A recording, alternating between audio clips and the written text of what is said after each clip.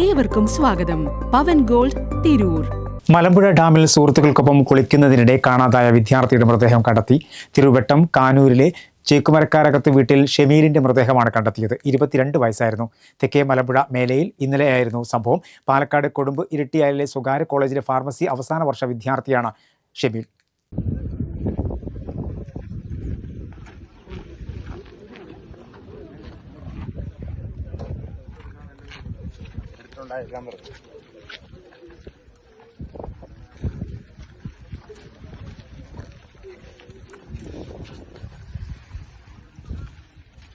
ചൊവ്വാഴ്ച വൈകിട്ട് 5 കടുവച്ചാലിന് സമീപമായിരുന്നു അപകടം. ഷമീലും സുഹൃത്തുക്കളും അടങ്ങുന്ന 8-അംഗ സംഘം വൈകിട്ടോടെയാണ് തെക്കേ മലമ്പുഴ ഡാമിലെത്തിയത്. ഇവർ ഒന്നിച്ചു ഡാമിൽ കുളിക്കാനിറങ്ങി. നീന്തൽ വശമുണ്ടായിരുന്ന ഷമീൽ അല്പം ദൂരത്തേക്ക് നീന്തി പോവുകയും പെട്ടെന്ന് കാണാതാവുകയായിരുന്നുവെന്ന് സുഹൃത്തുക്കൾ പറഞ്ഞു. ഉടൻ തന്നെ ഇവർ പരിസരവാസികളെ വിവരം അറിയിച്ചു. തുടർന്ന് നടത്തിയ തെരച്ചിൽ കണ്ടെത്താനായിരുന്നില്ല. കഞ്ചിക്കോട് സ്റ്റേഷനിലെ സേനാംഗങ്ങളും മത്സ്യബന്ധന തൊഴിലാളികളും ഏറെ നേരം തെരച്ചിൽ നടത്തിയെങ്കിലും ഫലമുണ്ടായില്ല. കാലാവസ്ഥ പ്രതികൂലമായതും ഇരുട്ടായതോടെ രാത്രി 8-ന് അഗ്നിരക്ഷാസേന തെരച്ചിൽ അവസാനിപ്പിച്ചു. ഇന്ന് രാവിലെയാണ് മൃതദേഹം കണ്ടെത്തിയത്. ചേക്കുമരക്കാരകത്ത് സലീം ഷെരീഫ ബീഗം ദമ്പതികളുടെ മകനാണ്.